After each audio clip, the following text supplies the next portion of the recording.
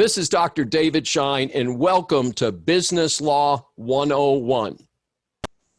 And many of us look at the cause and effect relationship, and so in our hypothetical about little Johnny being hit on his bicycle, there's a cause and effect relationship.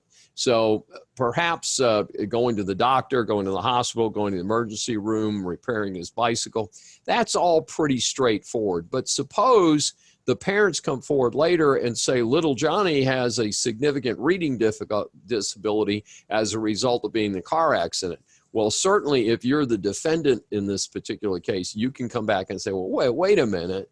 You know, little Johnny had his leg broken. I don't see how that affects his learning.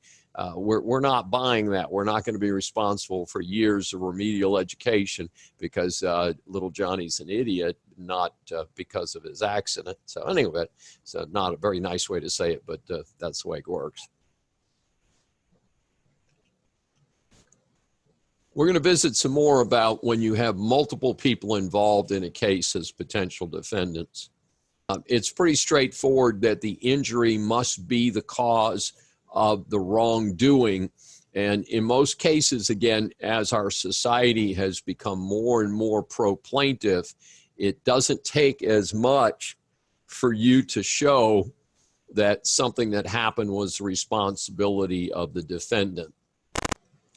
The benchmark for awards is always compensatory damages, you know, lost wages, medical bills, and things like that. Punitive damages, it says, are only awarded if negligent behavior is egregious. That is simply not a true statement.